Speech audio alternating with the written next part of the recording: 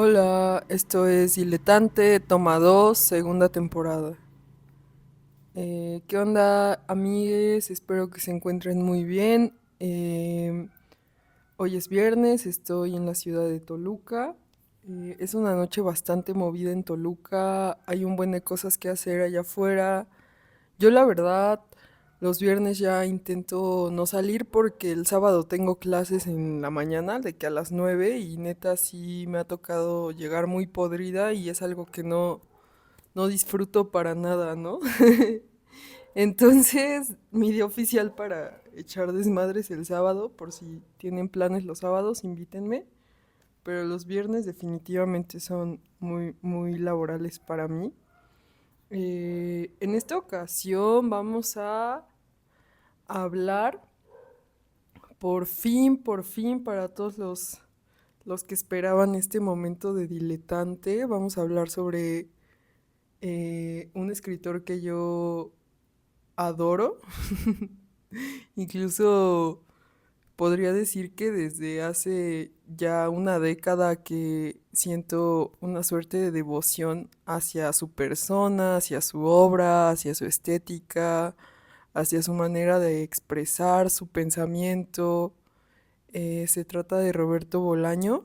Creo que ya lo había mencionado cuando tuvimos el Naked Diletante, que pues ya desapareció de la faz de la Tierra. Y bueno, justo un poco de lo que quiero conseguir en esta segunda temporada es precisamente empezar a hablar sobre cosas que leo, cosas que consumo, un poco de crítica, reseña, opinión, comentario acerca de la manera en la que me impresionan este tipo de lecturas o de contenidos o de información, ¿no? En esta ocasión vamos a hablar de una novelita lumpen.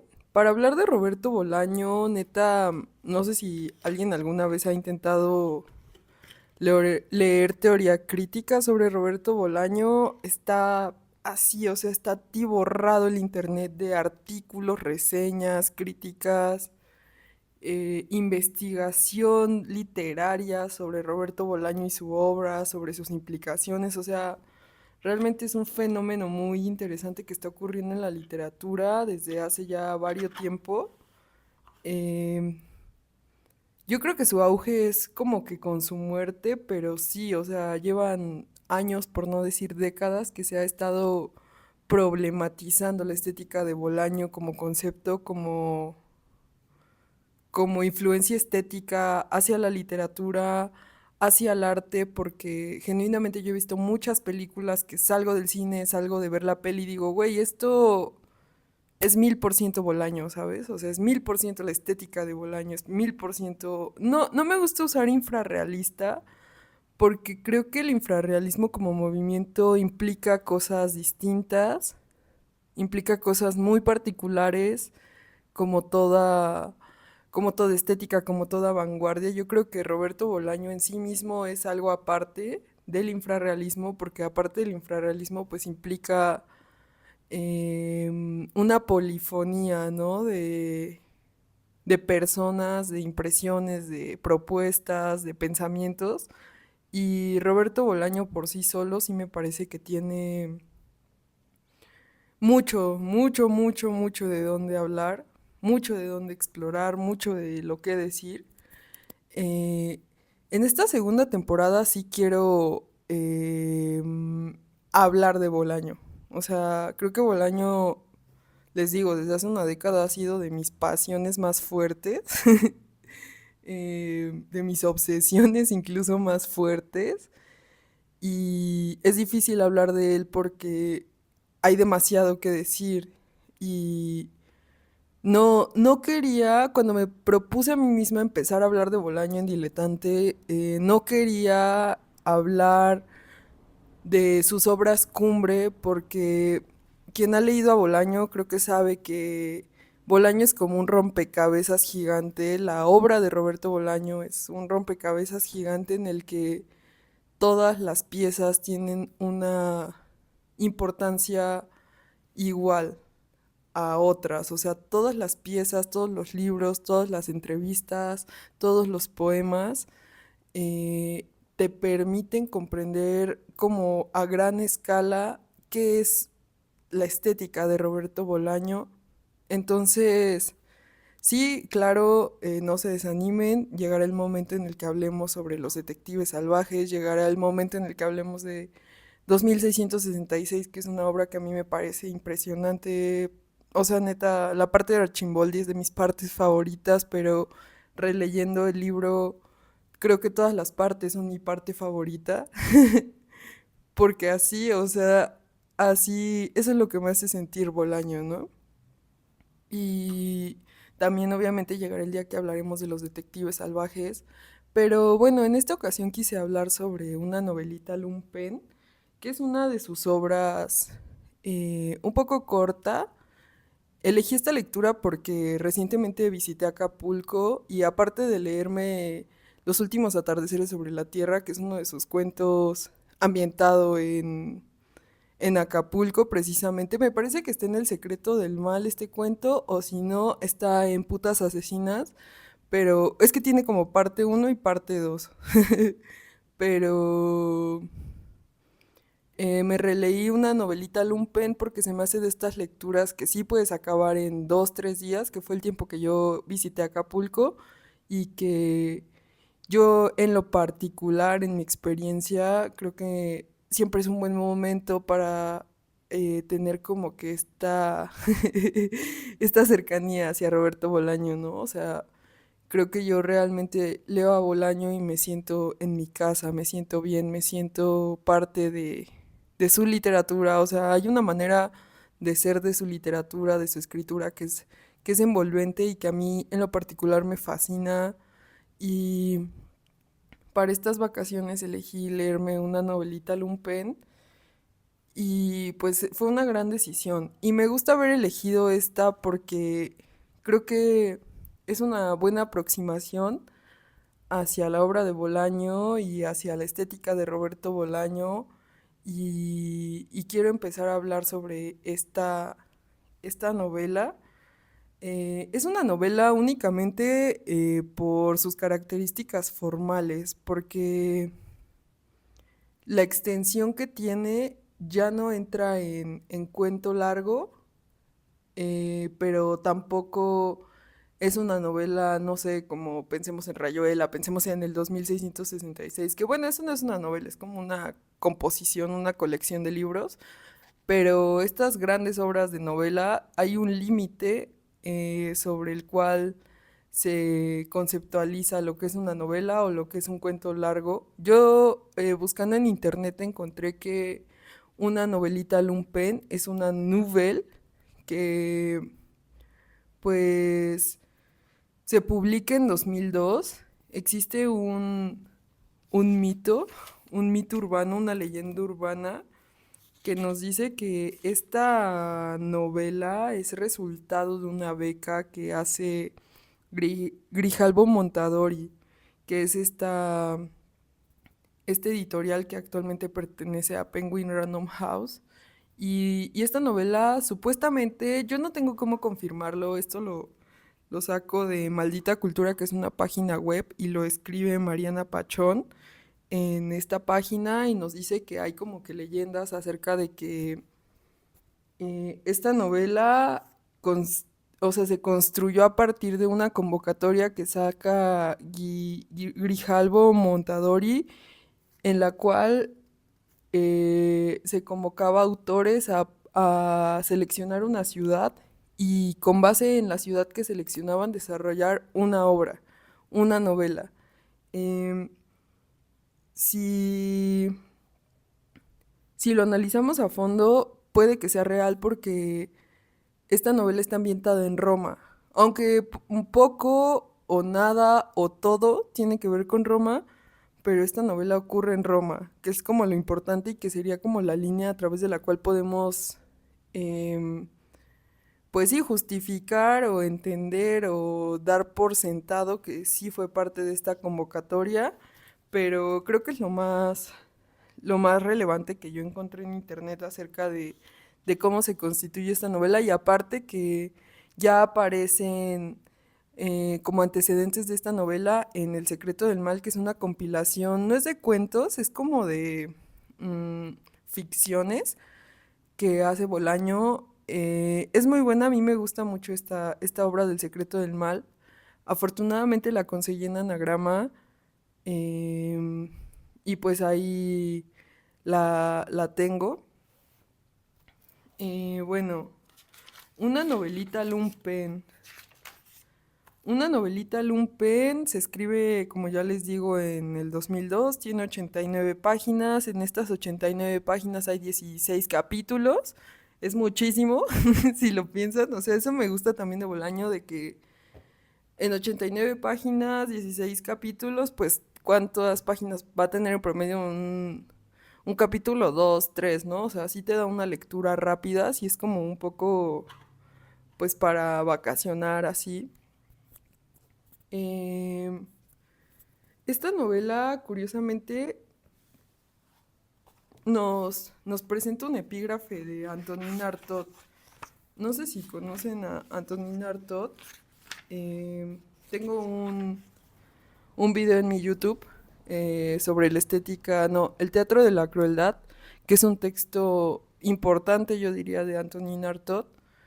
Y este programa es sobre Roberto Bolaño, no sobre Antonin Artaud, entonces únicamente me dedicaré a leerles el epígrafe que posee esta novela y nos dice: toda escritura es una marranada. Las personas que salen de la nada intentando precisar cualquier cosa que pasa por su cabeza son unos cerdos. Todos los escritores son unos cerdos, especialmente los de ahora. Em, Creo que es un epígrafe potente. Creo que este epígrafe está estrechamente relacionado con el título de esta obra, porque esta obra se llama Una novelita lumpen. El término lumpen proviene del alemán, es una palabra alemana. De acuerdo a lo que me cuenta Google, este, el lumpen es una palabra alemana que se usa para referirse a lo miserable, como a lo, sí, o sea, como a todo aquello que se relaciona con lo miserable. Especialmente esto se vuelve importante porque Marx retoma el término, si bien lo menciona un poco en el Manifiesto Comunista, también lo menciona en un texto que se llama El 18 Brumario de Luis Bonaparte, donde Marx sí le dedica un poco más de tiempo y de análisis a este concepto.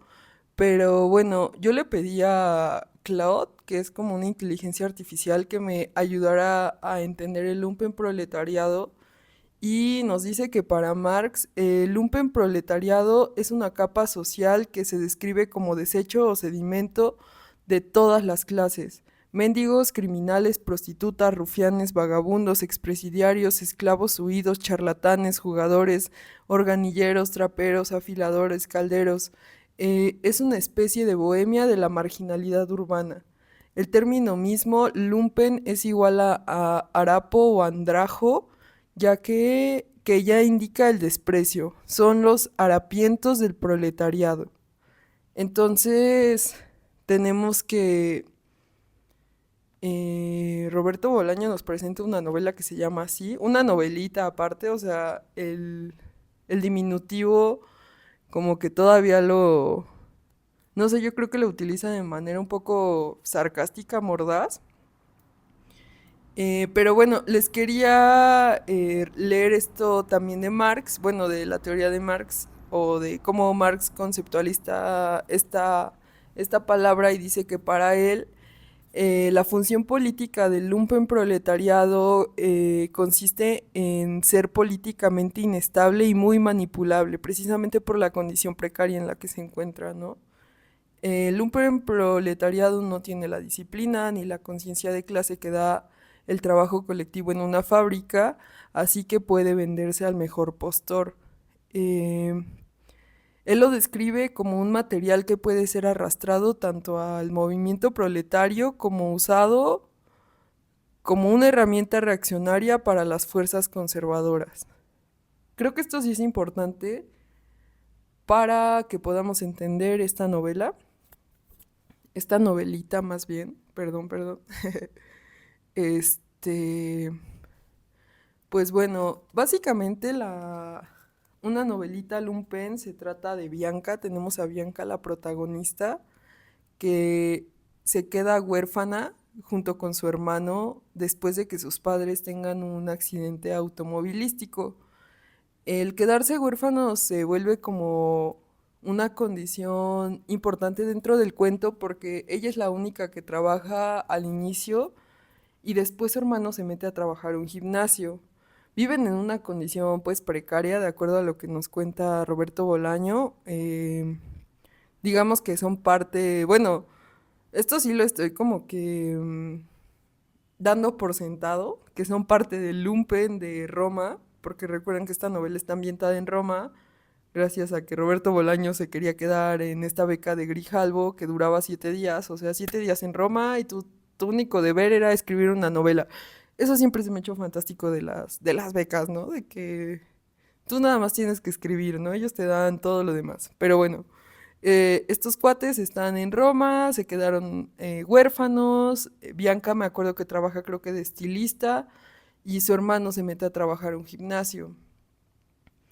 Eh, Su hermano en el gimnasio conoce a dos sujetos misteriosos que, para quien ha leído a Roberto Bolaño, casi siempre aparecen este tipo de personajes em, poetas y vagos, como, como diría la tarjetita de presentación de Roberto Bolaño, que pues básicamente son, mi papá les diría vividores, pero pues son así, ¿no? Unos personajes que nada más andan pues ahí, o sea, viendo qué onda, no tienen como que esta inclinación capitalista hacia el plan de vida, la concreción de metas, la realización de los sueños materialistas que significan el éxito.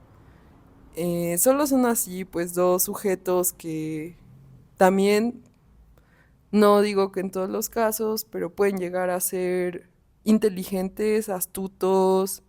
Astutos creo que es la palabra para utilizar a gente mucho más inocente.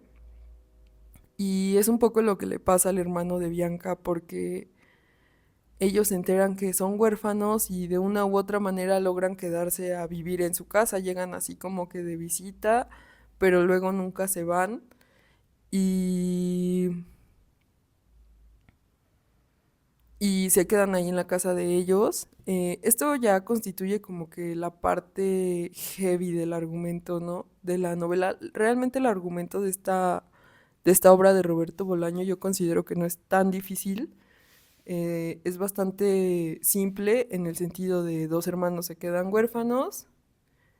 El hermano se ve como en la situación en la que invita a sus amigos a quedarse en su casa con su hermana. Y lo que viene después es lo interesante.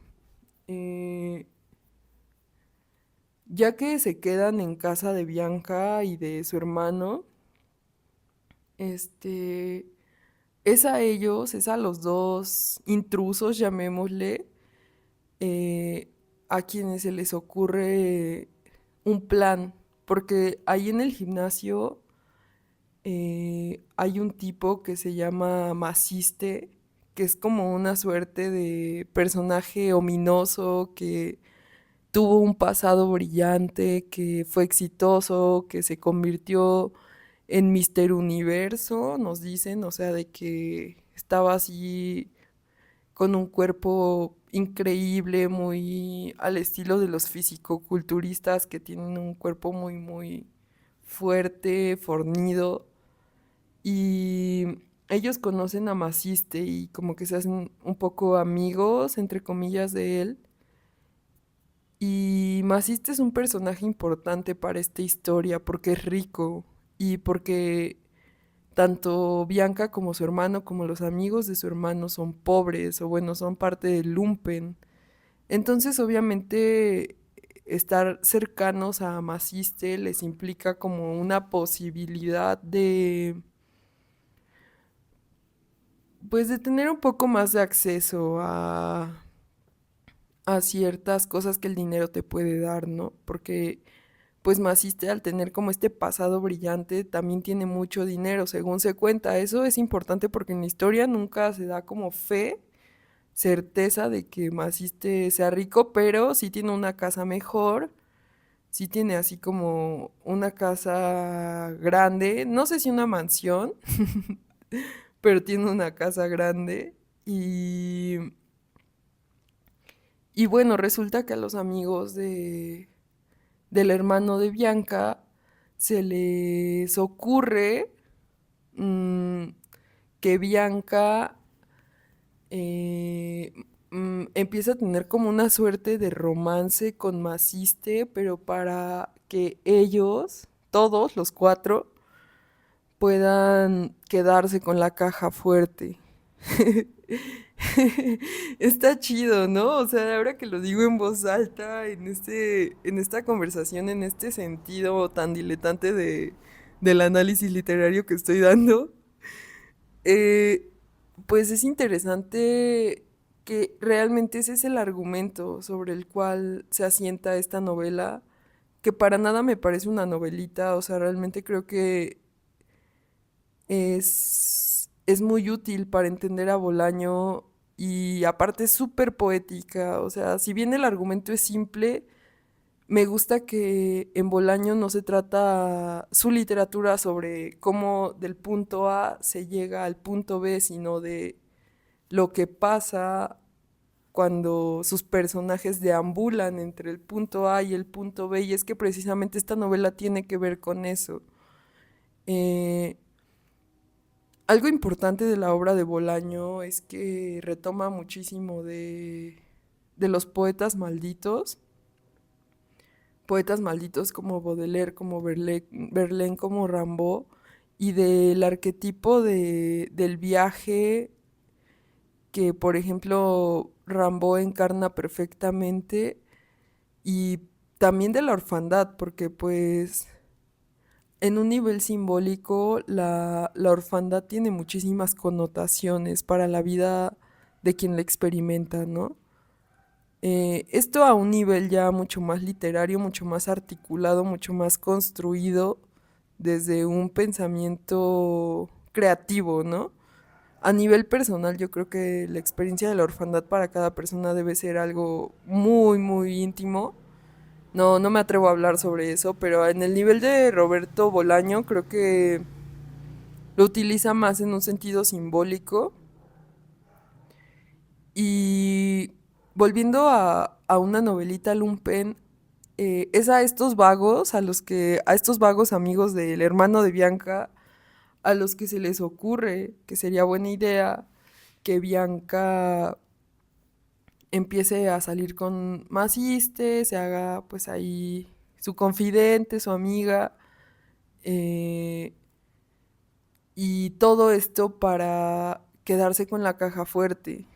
Si lo analizamos desde una perspectiva feminista, lo que están haciendo los amigos del hermano de Bianca es prostituir a Bianca, ¿sabes? Eh, Así es la verdad, es lo que están haciendo.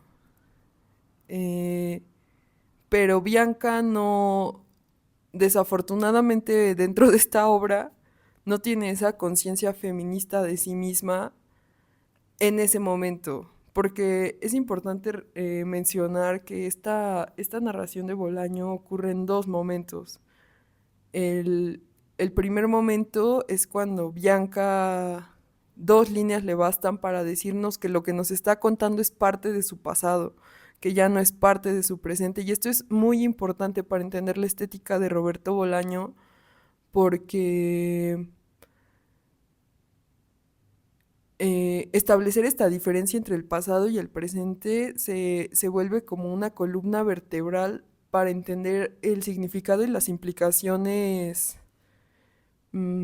estéticas, reflexivas, filosóficas, que nos va a dar esta lectura. Entonces, eh, en ese momento sí, o sea, suena horrible y, Y muchos critican a Roberto Bolaño por este tipo de cuestiones de su literatura en la que las mujeres pues aparecen como violentadas de maneras cada vez más atroces. Y yo creo que sí es importante em, tomarse el tiempo de entender por qué lo dice así Roberto Bolaño, ¿no? Porque genuinamente creo que él utiliza la literatura para también poner sobre la mesa, llevar a la conversación eh, una violencia sistemática que vivimos y que afecta no solo a mujeres, también a hombres, hombres que perpetúan estos ciclos de violencia, pero que a la vez no saben cómo salir de ese loop cultural, machista, patriarcal, en el que están determinados únicamente por nacer hombres. Con esto realmente yo no, ni siquiera intento ni voy a justificar que las personas, que los hombres perpetúen y ejerzan violencia y su poder histórico sobre las mujeres. A mí eso se me hace pues algo horrible, algo que he sufrido en carne propia y algo que no podría justificar nunca porque pues no, o sea, realmente sí es algo muy, muy feo, muy doloroso, muy traumante, traumático para quien lo ha experimentado, pero es que precisamente en esta decisión de Bolaño de utilizar a sus personajes para mostrar, porque realmente llevar esta violencia a la literatura, al acto creativo, yo creo que no es gratis. Bueno, y cualquier persona que se tome el tiempo de llevar a cabo un análisis semiótico de lo que ocurre en una obra de arte se dará cuenta que no es gratis, precisamente porque a través de esa exposición creo que sí tienes un margen de maniobra acerca de lo que haces con lo que estás creando. Y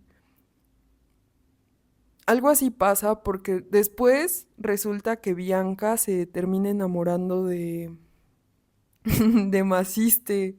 O sea, el plan no era ese, el plan no era que ella se enamorara de él, pero resulta que ella es demasiado, pues demasiado sensible a lo que está viviendo y también tiene este momento, yo digo, como de discernimiento, de darse cuenta de que algo no está bien en el plan de estos vagos que están en su casa, ¿no? Y también porque logra ver una dimensión tan humana de Maciste, una dimensión en la que Maciste ya no es solo la figura a la cual puedes drenar económicamente, de la cual puedes obtener un beneficio económico material, sino un ser humano. Creo que a mí me gusta mucho la literatura de Roberto Bolaño porque sí te devuelve pues te devuelve esta conciencia, esta sensibilidad hacia el otro, hacia la otra, de que no todos estamos aquí para ser objetos de consumo, como nos indica o nos instruye el sistema económico capitalista, sino que también estamos aquí para sentir cosas y para empatizar con los demás y para recordarnos que no todo se trata de producir y consumir, sino que también existe una vida fuera de esta lógica de consumo y producción, ¿no? Y que antes que existiera el capitalismo ya existía eh, todo lo demás que es como la experiencia de estar vivos, la experiencia humana de la vida. Y bueno, resulta que Bianca sí se termina enamorando del Maciste, pero también intenta buscar la caja fuerte. O sea, es real que ella sí yo creo que eso también está chido de los personajes de Bolaño, que no es como que son 100% malos o 100% buenos, ¿no? Sino que deambulan constantemente entre estos dilemas éticos, entre estas, pues sí, o sea, como en esta manera de existir en la cual no puedes determinarte totalmente hacia algo o hacia lo otro, como si la vida se tratara del blanco y negro, sino que sus personajes sí se quedan muchas veces en un punto medio en el cual dan espacio para que tú reflexiones o para que tú te pongas durante el tiempo que estés leyendo eso en sus zapatos y pienses genuinamente si tú, ¿cómo actuarías tú en esa situación, no? O sea, se te hace estúpida Bianca por no robarle la caja fuerte a Maciste, entiendes a Bianca que se termine enamorando de Maciste, o para empezar nunca te hubieras metido en esa situación, o sea, creo que ese espacio de incertidumbre, ese limbo, eh, nos da pauta a pensar en la humanidad, no solo de los personajes de Roberto Bolaño, no solo en Roberto Bolaño, sino en nosotros mismos. Eso es algo que yo valoro mucho de su estética, sinceramente. Y, y pues bueno, eh, hay algo con esta peli, como ya les dije, tiene estos dos momentos. Creo que me da mucha... Yo quería hablar de esta peli y cuando digo de este libro, de esta obra, que también tiene una adaptación al cine, la adaptación al cine de esta obra se llama Il Futuro, es del 2013 y es adaptada por Alicia Sherson, que bueno, si les interesa, si quieren ver la peli, me parece que está en internet, a mí sí me salió. Em, Ahí se les queda de tarea si la quieren ver.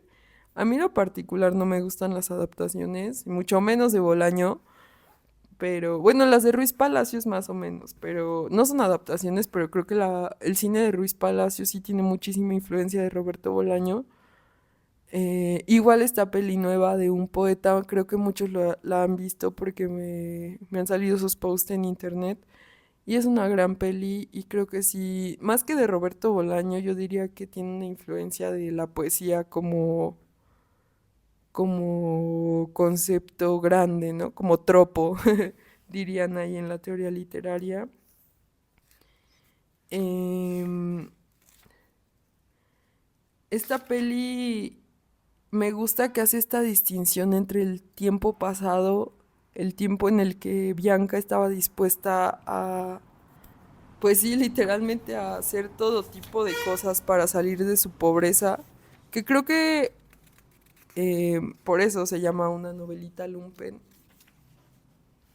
Pero también me gusta que literalmente las primeras líneas de esta novela dicen, ahora soy una madre y también una mujer casada, pero no hace mucho fui una delincuente. Ah, eso de ninguna manera lo justificaba todo. No. Ahora soy una madre y también una mujer casada, pero no hace mucho fui una delincuente. Mi hermano y yo nos habíamos quedado huérfanos. Eso de alguna manera lo justificaba todo. No teníamos a nadie y todo había sucedido de la noche a la mañana. Creo que esa primera línea te permite como reflexionar, al menos a mí en esta experiencia de lectura sí me permitió reflexionar sobre pues que la gente sí puede cambiar, ¿no? Que suena medio, o sea, suena medio bofo, pero realmente nada es estático. La vida sí es una cosa que me parece que cambia todos los días, todo el tiempo. Y también existe la posibilidad de que la gente que en algún momento actuó mal pues decida cambiar, ¿no? Y decida actuar de una diferente manera. Y es posible, o sea, no digo que pase siempre, no digo que le pase a todos, pero creo que es una cosa que sí puede pasar genuinamente, una cosa que es importante tener presente, una cosa con la cual no hay que ser como tan rígido, tan riguroso respecto a ello, eh, porque también pues es parte de la experiencia humana cometer errores o no saber qué es lo que estás haciendo, o no saber hacia dónde vas, o no saber por qué haces lo que haces, porque de alguna manera eso también te lleva a comprender después, ¿no? A través de las consecuencias de tus acciones o del mismo viaje psíquico que vives mientras atraviesas eh, cualquier situación o situaciones fuertes, situaciones traumáticas, situaciones que te sacan por completo de lo que conoces. Y afortunadamente esta obra de Roberto Bolaño sí tiene un final feliz, porque después de que Bianca se enamora de Maciste, también en algún momento se da cuenta que lo que está haciendo está mal, ¿no? Y que ella no debería aprovecharse de los sentimientos de Maciste para obtener un beneficio económico y lo que más bien decide es sacar a los amigos de su hermano de su casa, sacarlos y pues lo que nos dice al inicio, formar una familia, convertirse en madre, buscar otro tipo de vida para ella. Em, Al final creo que esta novela nos habla sobre la maldad. Mucha de la obra de Roberto Bolaño, si no es que la mayoría de la obra de Roberto Bolaño, tiene que ver con el mal. Eh, Tiene que ver con todo aquello que ocurre en las sombras de la vida y después de la literatura, pero creo que por eso también es tan magnética su obra, o por eso me resulta a mí tan magnética, porque es como si estuvieras develando un secreto a través de sus obras, ¿no? Un secreto que sí cuesta trabajo articular una comprensión general de ello, porque como les digo en el inicio de este diletante, su obra es como un rompecabezas, como algo, sí, o sea, genuinamente mm, es algo, o sea, no por leer una obra de Bolaño yo creo que sí te puedes hacer una impresión de él, pero no puedes entender toda su obra. Incluso te deja, al menos a mí me ha dejado con muchas incógnitas después de leerlo. Ha sido necesario releerlo.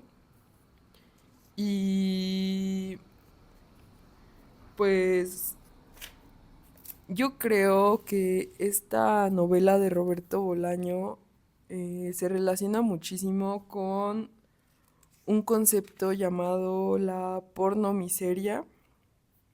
La pornomiseria, de acuerdo, también le pedí a nuestro amigo Claude que nos arrojara unas ideas acerca de este género cinematográfico, porque la pornomiseria no es lo que no es lo que ustedes imaginan, en realidad es un concepto crítico surgido en el cine latinoamericano, particularmente en el cine de Colombia en los años 70.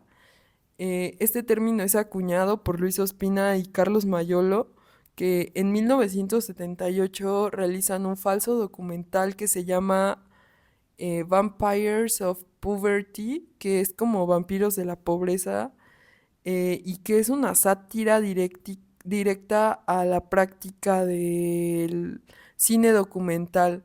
Yo estuve investigando un poco sobre esto, de la pornomiseria, o también se le llama miserabilismo, para que no nos baneen acá en internet. Y de acuerdo a lo que investigué en algunos videos de YouTube, nos dicen que el cine de Hollywood en esta década de 1970 e incluso desde un poco antes era como el top. Y yo creo que todavía tiene bastante influencia, pero bueno, era como lo top de la industria del cine. Y ocurre que en Europa hay como una contraparte a esta industria de Hollywood y esta contraparte es el cine de arte, que es como algo mucho más pensado, mucho más crítico, mucho más orientado hacia la experiencia estética, hacia la libertad del director de hacer lo que quiere con el cine, pero ocurre un tercer momento en lo que nos indicaban en este video de YouTube, que es el cine de América Latina. Y este cine de América Latina, ya que no era el cine imperialista de Estados Unidos, ni tampoco era el cine estético de Europa, el cine de América Latina lo que hace es hacer una aproximación visual de lo otro, de la marginación en la que vive todo aquello que no es Estados Unidos. Este cine precisamente por sus características es antiimperialista y tiene un enfoque de protesta social bastante, pues bastante fuerte, ¿no? Porque es como una respuesta sobre aquellos ideales eh, adheridos al imaginario colectivo que se implantaban a través del cine de Hollywood, que dice de que, oye, oye, oye, oye, o sea, detente, no todo se trata de producir, de capitalismo, o sea, en América Latina también existe la pobreza, también existe la marginación, también existe todo aquello que no pertenece a esta clase productiva, ¿no? Capitalista. Y si les interesa mucho más este tema o estas ideas, existe el Manifiesto del Tercer Cine, que es como el texto que consolida este movimiento de cine latinoamericano y que creo que algunas características importantes de este cine latinoamericano es que se utiliza el lenguaje visual como una herramienta contra el poder, ya no para legitimar al poder, sino para ponerlo en crisis. Creo que eso es muy importante porque también Roberto Bolaño lo lleva a la práctica en su literatura. Utiliza muchas de las herramientas que el poder usa para consolidarse en su contra. Eso creo que también es muy genial de este autor y al menos en este cine miserabilista se visibiliza como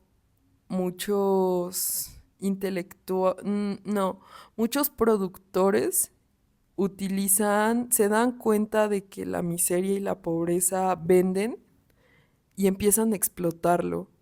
Y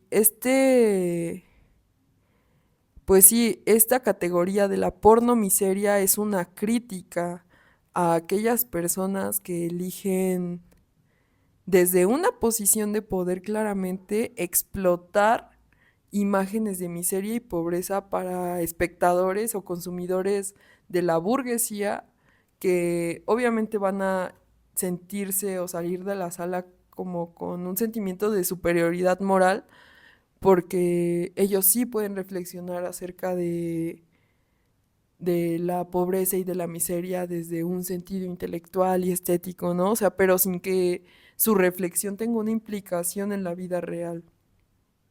Eso creo que es importante, precisamente porque se obtiene un beneficio económico, se obtiene un beneficio intelectual de una clase social marginada,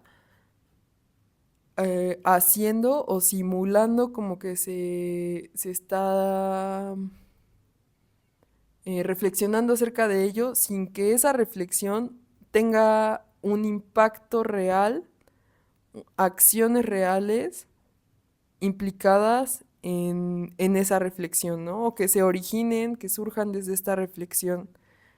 Y es como la crítica que hacen Luis Ospina y Carlos Mayolo eh, en 1978. Y nos dice también Claude que la pornomiseria denuncia a una tendencia en el cine documental y también en el fotoperiodismo que básicamente explota la miseria como un espectáculo a partir de mostrar pobreza, violencia, marginalidad de forma casi voyerista. Esto lo vemos mucho, por ejemplo, en el periodismo amarillista, ¿no?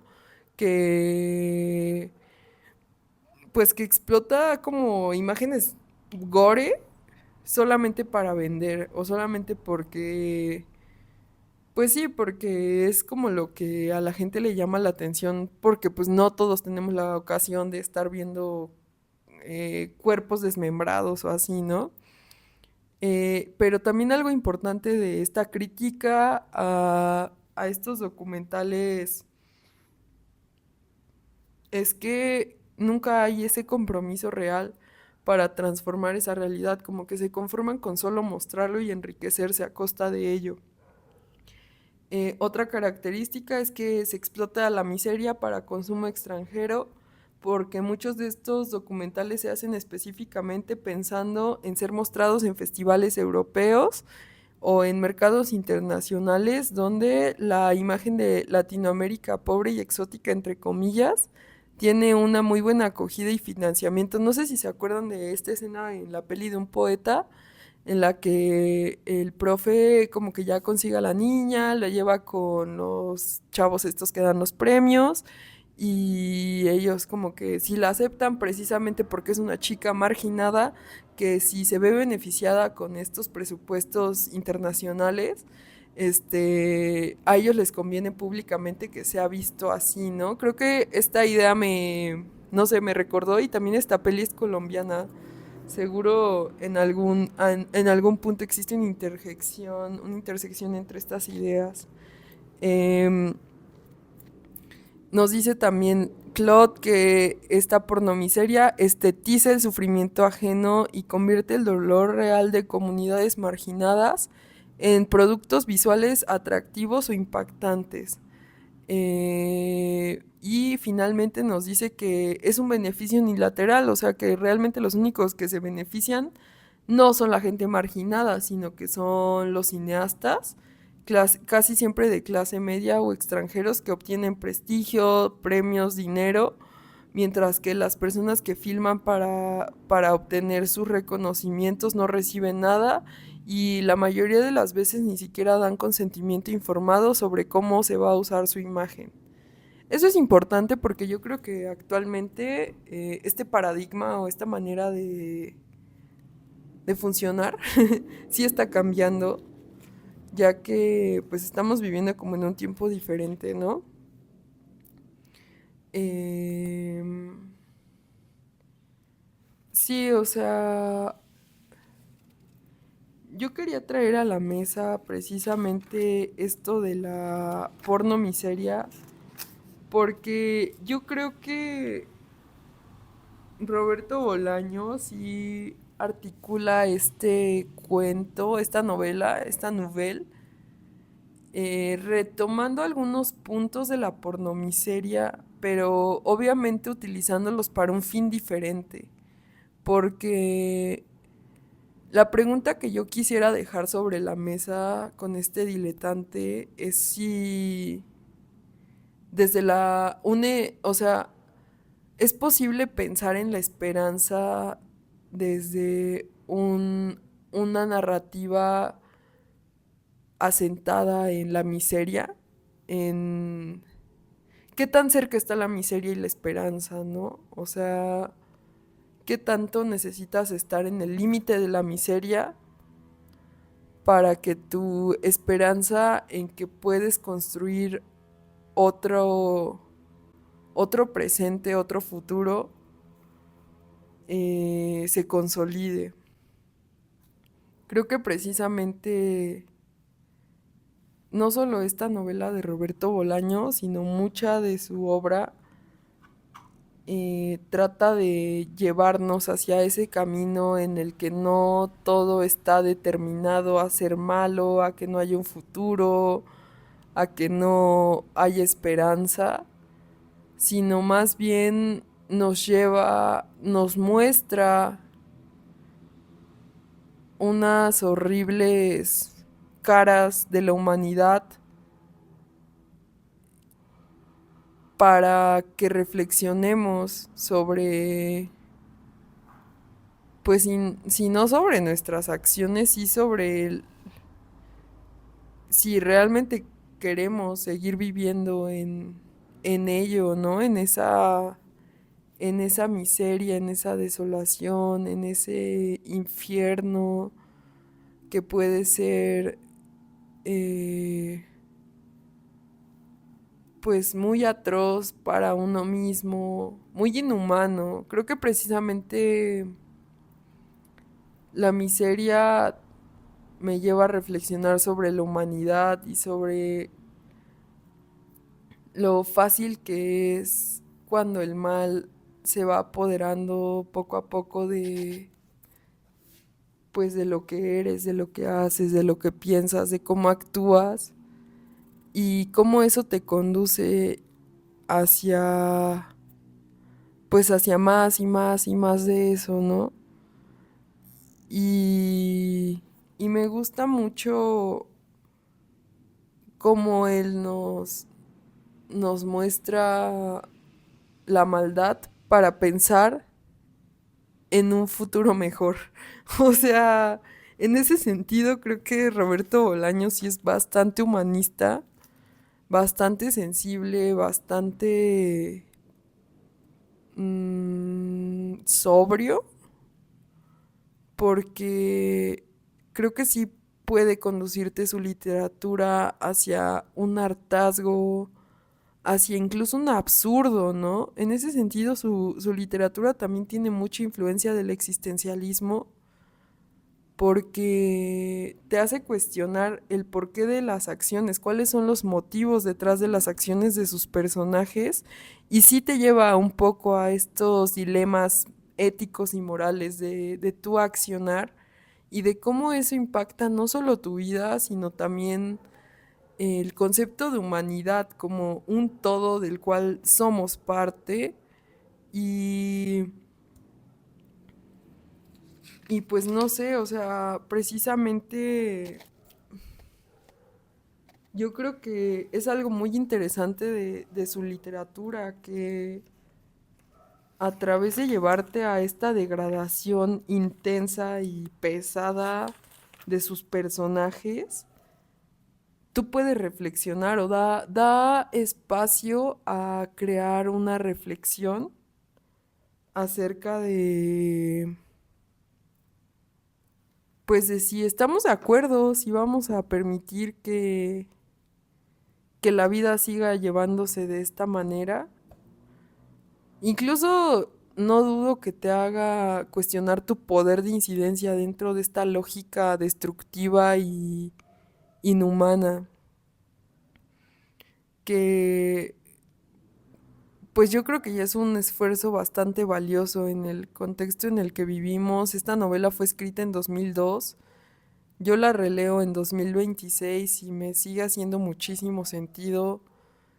Em, Me sigue sacando de onda, me sigue llevándome a preguntarme pues varias cosas después de leerla. Al final de la novela, Bianca, esto no sé si gente que haya leído a Bolaño antes lo entienda, pero es algo muy recurrente en la literatura de Bolaño llevar como la conversación hacia el delirio.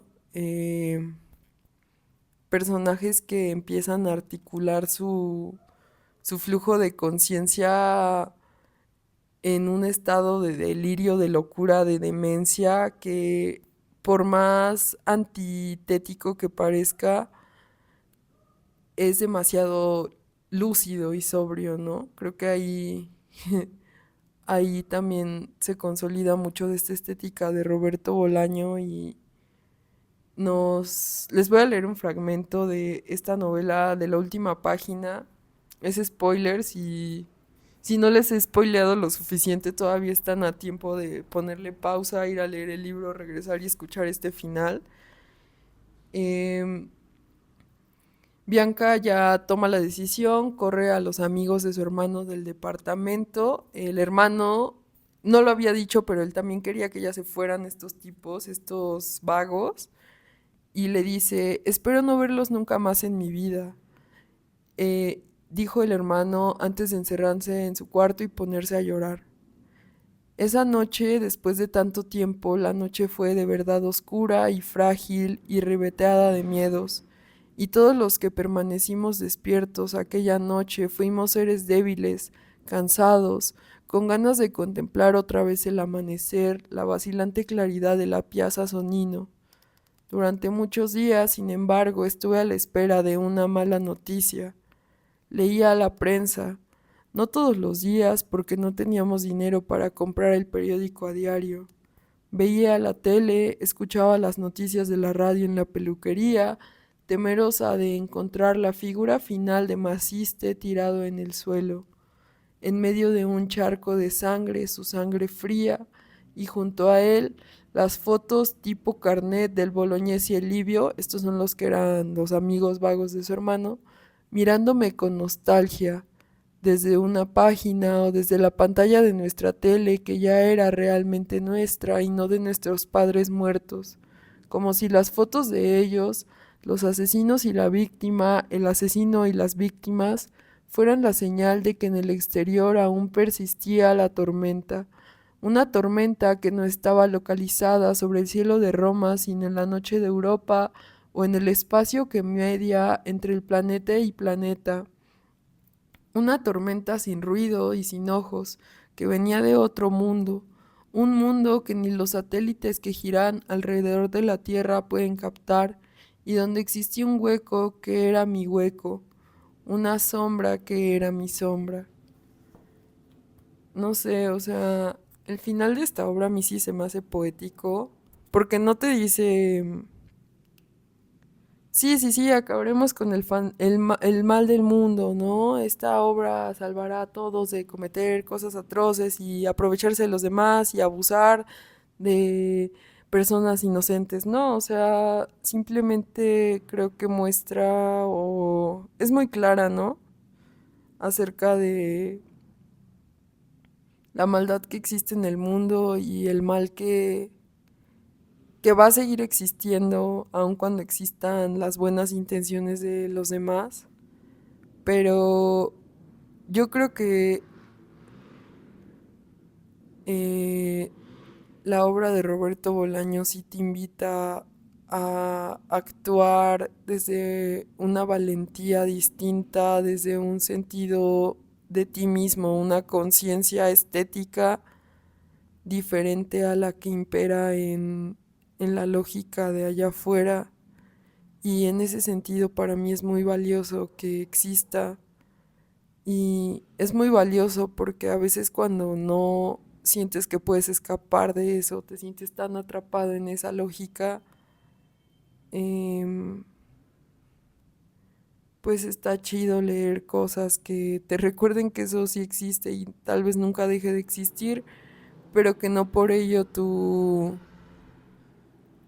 sentimiento es aislado, ¿no? Que hay gente allá afuera que comparte contigo este sentimiento de que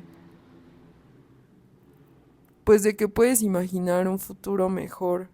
Y no sé, yo les pregunto a ustedes, ¿creen que es posible pensar en la esperanza desde una experiencia miserable o desde la miseria como un lugar que habita mucha gente?